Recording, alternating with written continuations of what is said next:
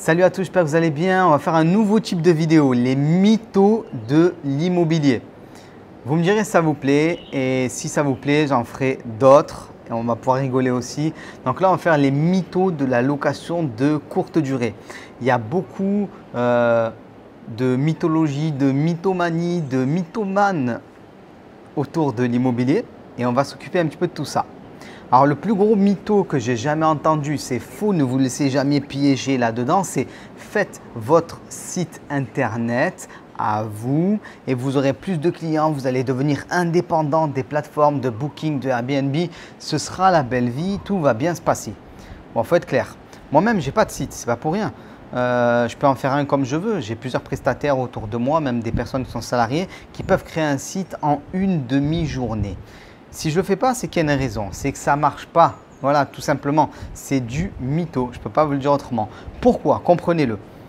Quelqu'un qui veut se rendre dans une ville pour louer quelque chose, location de courte durée, il veut aller à Amiens, peu importe. Il va taper Amiens, tac, tac, tac. Qu'est-ce qui va sortir sur Google?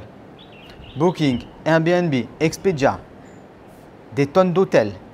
Mais pas vous. Vous, votre site, il sera en 200e page. Vous n'aurez pas de flux de personnes qui vont venir réserver chez vous grâce à ça. Il faut le comprendre. Et l'histoire de la fidélité, des gens qui reviennent encore et encore et encore dans les locations de courte durée, c'est assez marginal.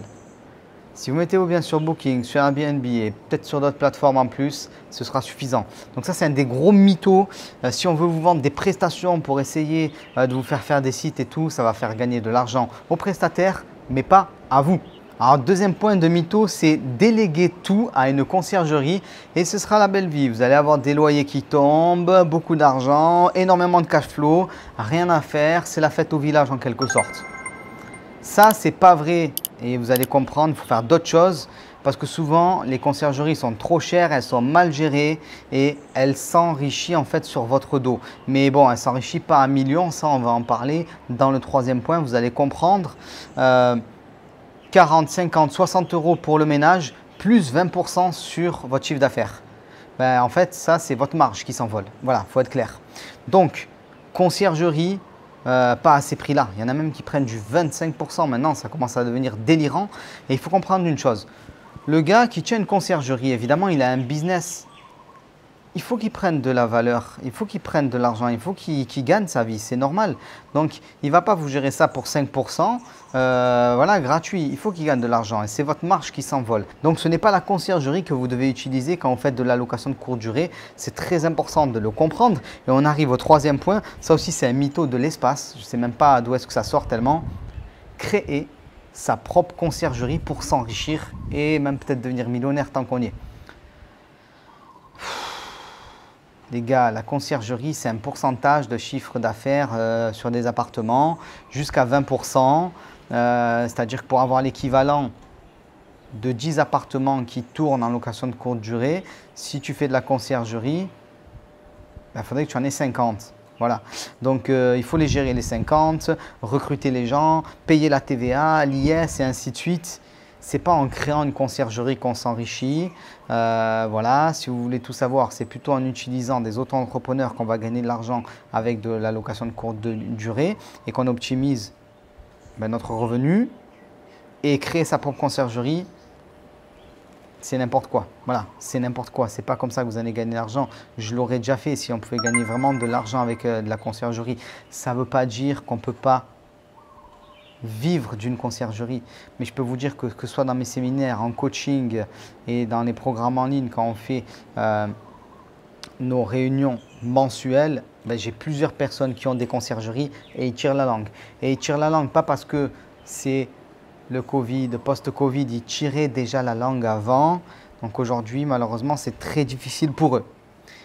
Et le quatrième point, ça c'est un gros mytho, mais waouh, incroyable, c'est l'idée que tu vas créer une sorte de fonds de commerce avec ton appartement ou tes appartements en location de courte durée et tu vas revendre ça du coup beaucoup plus cher. Tu vois cet appartement-là de 50 mètres carrés, ça vaut 150 000 euros sur le marché. Mais toi, comme tu vas l'exploiter en location de courte durée, que ça va rapporter plus, je peux te le vendre 200 000, ça paraît logique. Bon, voilà. Donc, tout ça, c'est du gros mytho. Vous n'allez pas trouver un pigeon de l'espace là qui arrive, boum, et vous allez lui vendre votre bien immobilier 30% plus cher que le prix du marché juste parce qu'il y a de la location de courte durée qui a été faite dans cet appartement. Le gars va faire de la location de courte durée. Bon, mais il va vous payer ça au prix du marché, point barre. Donc, il ne faut pas se laisser endormir par ce genre de sirène. Et par exemple, si vous créez un immeuble, vous en faites, voilà, j'ai envie de dire quasiment un hôtel, bah, vous allez vendre l'immeuble au prix qui vaut. Vous n'allez pas vendre votre chiffre d'affaires. Voilà, ça c'est important. Ça peut influer à la marge et peut-être que vous pouvez trouver un pigeon de l'espace pour acheter ça.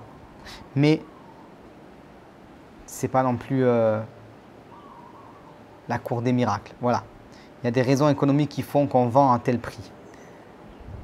Donc il y a beaucoup de mythos en IMO, on va les débusquer au fur et à mesure. Là, je voulais vous parler des plus gros mythos qui concernent la location de courte durée. Si vous avez aimé, likez la vidéo. Si vous voulez d'autres sujets, des mythos IMO, si vous voulez entendre parler de n'importe quoi qui vous semble vraiment mytho en immobilier, dites-moi-le en commentaire et je vous ferai d'autres vidéos un peu de ce type pour débunker, je ne sais pas comment on le dit, tout ça. Et n'oubliez pas, juste en dessous en description, vous avez toujours des formations qui sont gratuites. Allez, à très vite. Ciao tout le monde.